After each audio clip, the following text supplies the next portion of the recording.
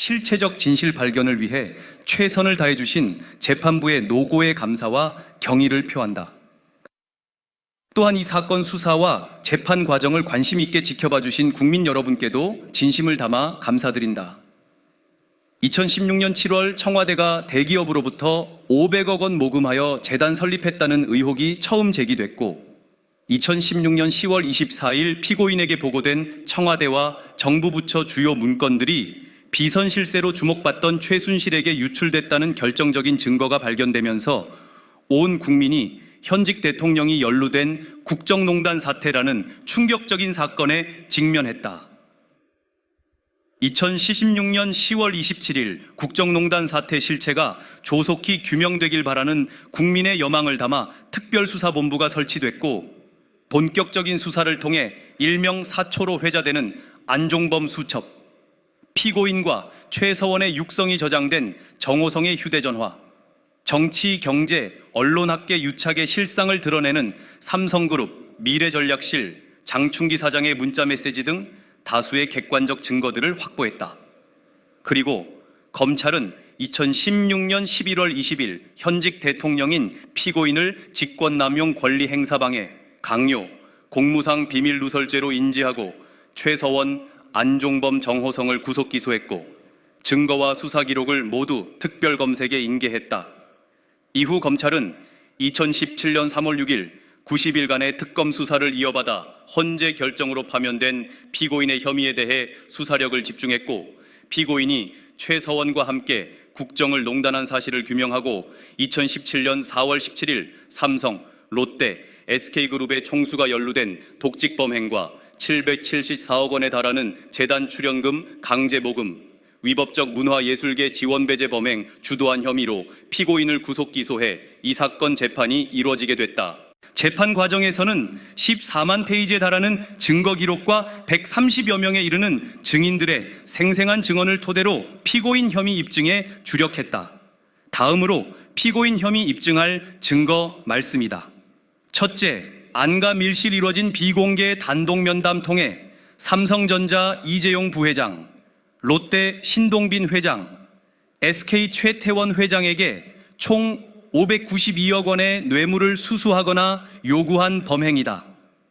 이 범행들은 안종범, 김종, 장시호, 최태원, 정유라 등의 진술, 안종범의 수첩, 청와대 경제수석실과 각 그룹 작성 단독 면담 관련 말씀 자료, 최서원의 독일 법인 영재센터, 미르케이 재단 송금한 계좌 거래 내역, 2016년 2월부터 같은 해 10월까지 9개월 동안에만 총 845회, 1일 평균 3회 이상 이루어진 피고인과 최서원과의 차명폰 통화 내역, 그리고 정부 부처에서 작성된 그룹 현안 관련 청와대 보고 문건, 피고인이 삼성물산 합병성사위에 국민연금을 동원한 사실이 드러난 문형표 전 복지부 장관 판결문 등으로 넉넉히 인정된다. 이어서 피고인에게 준엄한 형사처벌 필요한 이유다. 첫째, 피고인은 주권자인 국민에 의해 대통령으로 선출됐지만 비선실세 이익을 위해 국민으로부터 위임받은 대통령의 직무권한을 사유화함으로써 국정을 농단하고 헌법 가치를 훼손했다. 대한민국 헌법은 대통령이 국가 원수이자 행정부 수반 감안해 대통령의 헌법수 호위무를 명시한다. 피고인은 1987년 헌법 개정으로 대통령 직선제 도입된 이래 최초로 과반수 득표한 대통령이었다.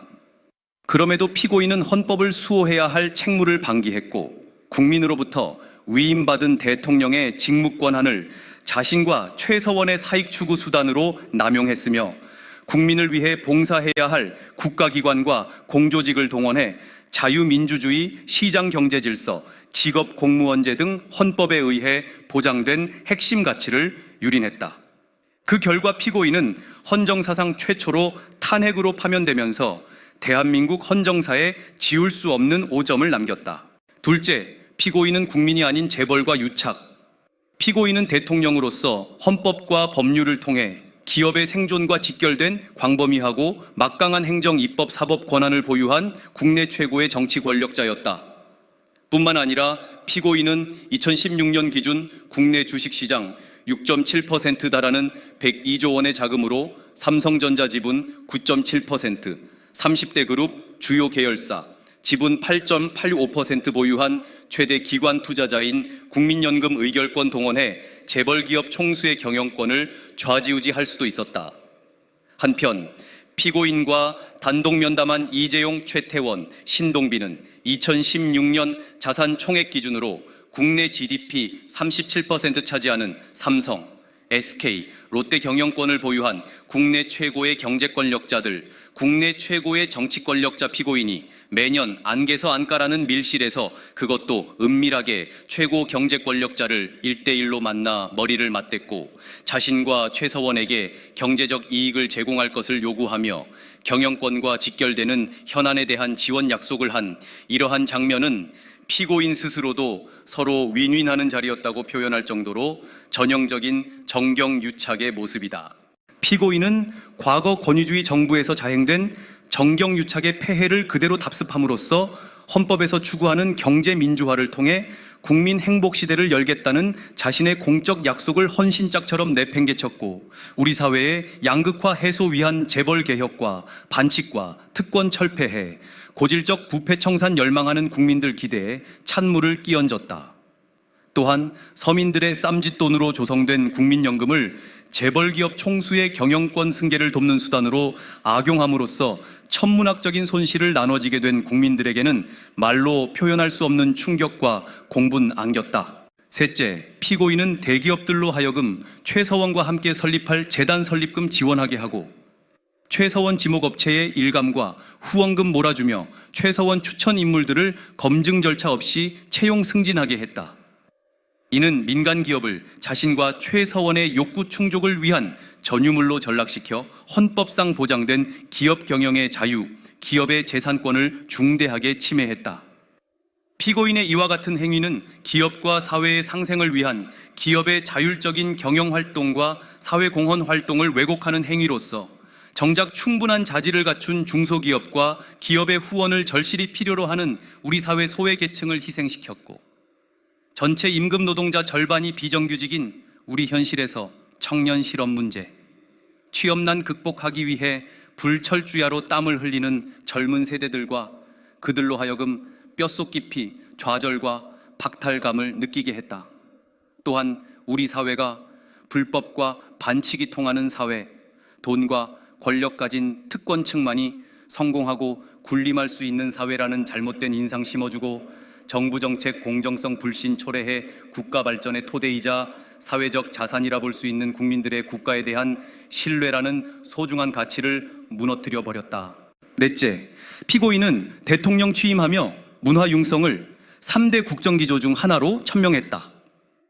그럼에도 피고인은 자신과 정부에 동조하는지를 기준으로 문화예술계 종사자들을 블랙과 화이트로 편을 갈라 양극화 심화시키고 자유로운 창작 활동 크게 위축시키고 자신의 불법적인 지시를 이행하는데 소극적이라는 이유로 고위공직자들을 사직시키는 등 사회적 혼란과 갈등을 증폭시키는 결과를 초래했다. 마지막으로 최서원 국정개입 의혹 여러 차례 제기됐는데 피고인은 시종일관 이를 부인했다. 오히려 그런 의혹 제기를 실체가 없는 국기문란 행위, 정치 공세라고 비난하면서 온 국민을 기만했다. 피고인은 최서원의 국정 개입이 사회적 문제로 대두되자 대국민 담화를 통해 진상규명 최대한 협조하겠다고 표명한 바도 있었다. 그럼에도 피고인은 검찰과 특검의 대면 조사를 차일피일 미루면서 회피했고 청와대 압수수색에 단 한 번도 응하지 않았고 자신에 대한 탄핵 심판 진행되는 헌재에도 끝내 모습을 드러내지 않았다. 또한 피고인은 주요 국정농단 사건 증인으로 채택된 바도 있었는데 일체 출석을 거부했고 지난 10월 16일 재판부에서 새롭게 구속영장을 발부하자 더 이상 법원을 신뢰하지 못하겠다는 주장을 끝으로 정당한 이유 없이 재판 출석을 거부하고 있다. 피고인은 2016년 7월 국정농단 의혹이 처음 불거진 이래로 약 20개월 경과한 현재까지도 자신의 잘못을 진지하게 반성하는 모습을 단 한 차례도 보인 적이 없다. 그러면서도 정치보복이라는 프레임을 설정해 국정농단의 진상을 호도하고 실체 진실을 왜곡하면서 검찰과 특별검사는 물론 사법부까지 비난하고 있는 상황이다. 현 시점에서 우리 국민들은 피고인이 이제라도 잘못을 통감하고 자신의 책임을 겸허히 인정하는 모습을 기대하고 있다. 그러나 피고인은 국민의 이와 같은 기대에 부응하기는커녕 오히려 사법에 대한 불신을 조장하고 여전히 국론을 분열시키고 있고 일련의 국정농단 사건에 대한 검찰과 특검의 수사, 헌재의 탄핵 심판, 법원의 판결을 통해서도 자신의 범죄 사실이 객관적 사실로 드러났음에도 피고인은 헌법과 법률을 철저히 경시하면서 모르쇠로 일관하고 있다. 이제 결론으로 피고인에 대한 구형 의견 밝히겠다. 피고인은 국정농단의 정점에 있는 최종 책임자다. 국가원수이자 행정부 수반으로서 국정운영 총괄 지위에 있는 피고인은 국정에 한 번도 관여한 적이 없는 비선실세에게 국정운영의 키를 맡겨 국가위기 사태를 자초한 장본인이다. 우리 국민들은 반칙과 특권이 아니라 우리 사회 구성원들이 합의한 규칙을 끝까지 준수하며 실력으로 성공한 사람이 존경받고 대통령이 제왕적 권한을 행사하면서 국민의 사상과 문화적 성향에까지 관여한 나라가 아니라 각자의 역량을 마음껏 발휘할 수 있는 균등한 기회 보장되고 어떠한 직업을 갖더라도 행복한 삶 영위할 수 있는 진정 자유롭고 평등하며 정의로운 대한민국을 꿈꿔왔다. 피고인은 국민들의 이와 같은 간절한 희망과 꿈을 송두리째 앗아갔다.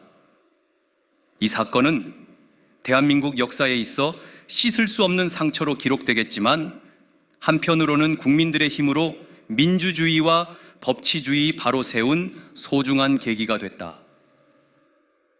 이제 하루빨리 과거의 아픔을 치유하고 심각히 훼손된 헌법 가치 재확립 위해 피고인에게 죄에 상응하는 엄중한 책임을 물어야 한다.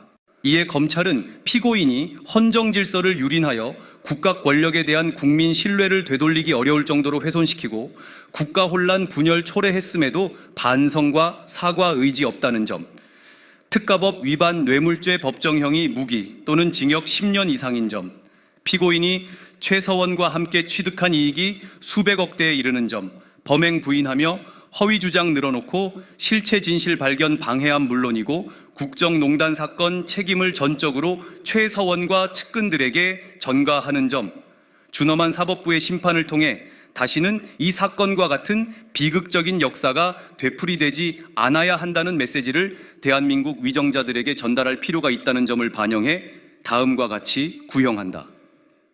대한민국 제18대 대통령으로서 국정농단한 최종 책임자 피고인에게 징역 30년, 벌금 1,185억 원 선고해 주길 바란다.